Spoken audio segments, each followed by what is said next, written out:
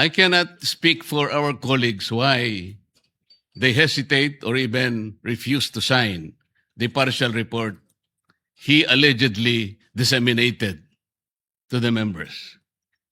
But as for myself, Mr. President, I cannot sign a partial report. A partial report is basically unfinished. An unfinished report cannot be assumed to have contained the final and collective judgment of all the members. This is very basic, Mr. President. Secondly, I did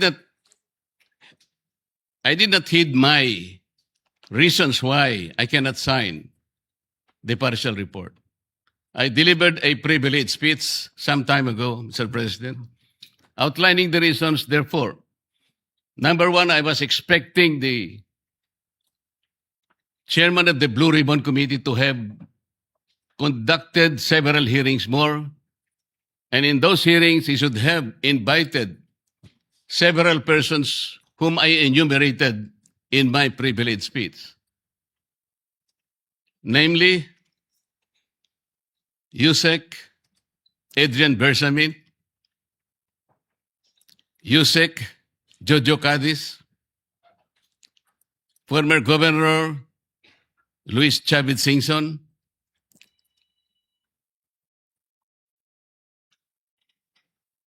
former Speaker Martin Romualdez, former Congressman Saldico by way of an apostilled sworn statement, because this is very, very possible. An apostilled sworn statement, Mr. President, as I have already advised the chairman of the Blue Ribbon Committee, is similar to a sworn statement notarized by the Philippine Consulate in any part of the world, because this apostilled manner or method of subscription was already adopted by the Supreme Court in one of its resolutions, Mr. President. I also advocated that the 18 ex-soldiers be immediately be invited because they have so much to say. Because I thought he said, and he emphasized at some point, that wherever the evidence is, the BRC will be led thereto, Mr. President. Ang sabi pa po niya, Mr. President, hindi option yung interparliamentary courtesy. At kung ako po ba'y tatawagin pala sa mababang kapulungan dahil meron pala silang itatanong tungkol sa di umano ay mga donasyon na aking tinanggap. Mr. President, I will willingly present myself with or without invitation. They just had to suggest to me that they wanted me there. I will go there, Mr. President. Interparliamentary courtesy is between the two chambers, Mr. President. Tayo-tayo po ang pinag-uusapan na maggalangan doon. Pero ang nangyari, Mr. President, ang ating boss, ang mga amo natin, ang taong bayan, ang hindi na po iginalang eh. Hindi lang pangbabastos sa mga taong bayan ang ginawa ng mga magnanakaw at kawatan nitong flood control projects. Igagalang pa ba natin, Mr. President, ang mga tinutungo ng ebidensya na sangkot ang mga taong gusto nating ipatawag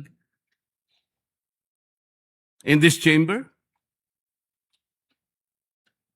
Gagamitin pa po bang isang dahilan na kailangan nating maggalangan kung sila mismo ay hindi na iginalang ang taong bayan na ngayon ay halos nagdurusa na? Tama po, sinabi niya kanina, Mr. President, talagang mainit ang panahon. Ang heat index ay talagang sumadsad na talaga sa pinakamainit na bahagi. Ngunit ang lalong nagpapainit nito, Mr. President, ay yung kawalan ng political will na ipagpatuloy na ipagpatuloy ang pagdinig. Kahit na lantaran na nandun na talaga yung mga ebidensya. Bakit po hindi tayo tumawag ng pagdinig, Mr. President? Inimbita si Governor Luis Chavez Singson. Sa pagkakalam ko sa mga accounts na nababasa ko, he was invited to appear on April 14.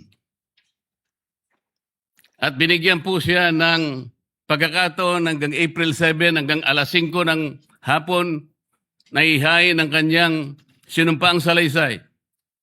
Hanggang alas 5 ng hapon, Mr. President.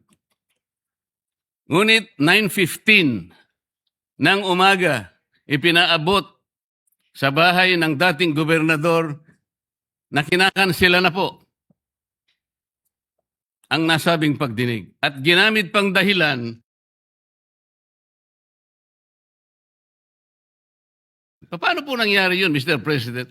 Binigyan siya hanggang alas 5 ng Abril 7 na isubmit. Sa pagkakaalam ko po, nandun na siya sa Maynila at nanananghali.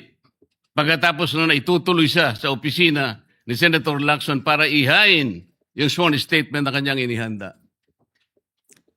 Bakit po kinakailangang dumating pa si Saldico? Inihintay siguro ni Saldico, Mr. President, ideklara lang ng chairman ng Blue Ribbon Committee, i-apostil mo lang yan kahit nasaan ka sa anumang bansa ka sa Europe, tatanggapin ng committee yan.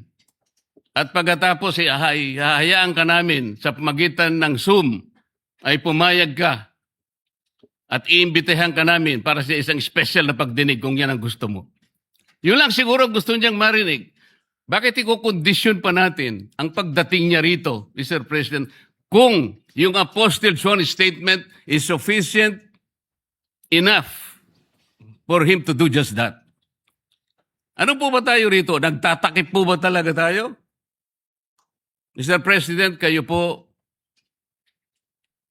ay maaring makapagtestigo sa sasabihin ko. Nung isang araw po, pinuntahan ko kayo sa inyong opisina at may binanggit po akong isang bagay na maaaring makatulong sa atin kung paano kilalanin si Senator Lacson. Binanggit ko po sa inyo, Mr. President, ng buong katapatan nung ako'y wala pa po sa Kongreso, wala pa po sa public service, nakilala ko po si Senator Lacson bilang chief ng PNP.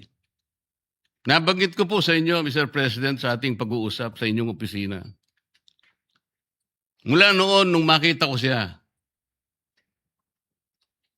lalong-lalo na po dun sa episode na pinatawag po niya, ang lahat ng kinaukulan na merong mga nakaw na sasakyan, mga karnap na sasakyan. Naalala ko po na sinabi niya, Mr. President, lahat ng mga ninakaw na sasakyan, dalhin nyo rito sa Camp Crame. No questions asked. Dahil palagi po akong dumadaan sa EDSA, Mr. President. Dahil opisina ko po sa Ortigas, nakita ko pong nakabunton lahat talaga ang mga ninakaw na sasakyan. Talaga pong hinangaan ko, Senator Lacson. Walang nakagawa nun sa aking palagay kung hindi siya lang. Di ba, Mr. President, sinabi ko pa sa'yo, sayang wala na ako yung aking kaibigan, yung dating mayor ng Marikina, Bayani Fernando. Dahil kinausap ko po siya. Sabi ko, Bayani, alam mo, yung ginagawa mo sa Marikina, gusto ko rin eh. At yung ginagawa ni Chief PNP, Ping Lacson, gusto ko din yun. Ayaw mo ba siyang kausapin na kayong dalawa tumakbo? Si Ping Lacson ang president. Ikaw naman ang vice president. Kinuwento ko sa iyo yan, Sir President. Bakit ko po sinasabi ngayon ito, Ginoong Pangulo? Nung umpisa po talagang ganun na nakita ko po eh. yung kanyang kagustuhan na maayos natin ang ating bansa. Yung sinasabi niyang track record, maring nung umpisa nandun po yun eh. Hindi ko ikukwento ito kung hindi talagang hinangaan ko siya noon. Pero bakit ngayon po ay nagkaiba, Mr. President? Parang yung pedestal na aking hinangaan, yung alamat na nandoon, unti-unting gumuho. Nalulungkot po ako at nangyari yun, Mr. President. Ang sabi ko pa nga hindi ba tayo dapat maglaban-laban dito eh. Ang kapakanan ng mamamayan ng ating bansa, ang importante rito po eh. Yung direksyon natin. Bakit kailangan akong palaging pinapasaringan? Hindi naman po ang aking kagustuhan eh. Kung sino yung dapat na sumikat o sino yung dapat magpasikat, hindi po yun eh. Isa lang po ang sikat dito, Mr. President. Ang taong bayan na pinagsisilbihan nating lahat. Doon po natin ituon ang lahat ng ating makakaya, ang lahat ng ating energy. Malampasan sana natin ang problemang ito. Ngunit, yung hindi po pagganap sa tungkulin. Yun po yung hinahanap ng tao, Mr. President. Napakainit na po ng panahon talaga. Pinapag-iinit pa ng paghihintay nang hindi malaman hanggang kailan maghihintay ang taong bayan. Ano po ba ang dahilan kung bakit nagkaroon siya ng privilege speech ngayong hapon? Para saan? Para saan? Hindi po ba mas maganda na kumpletuhin natin yung report?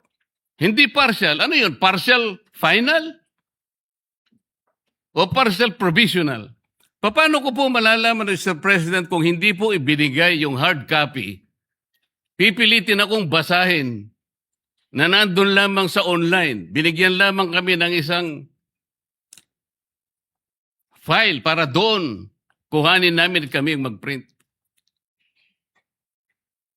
Paano ko ba ikukumpara po yung ipinrint ko? Hindi ko naman alam kung sinong gumawa nun dahil wala nga pong pirma yun eh. Doon lang sa paraan na yun eh. Nagkakaroon na po ng agam-agam eh. Pagkatapos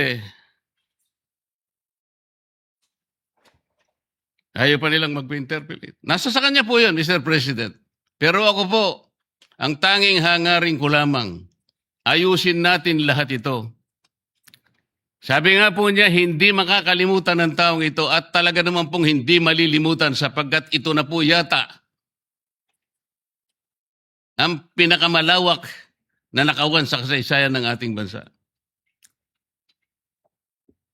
Salamat po, Mr. President.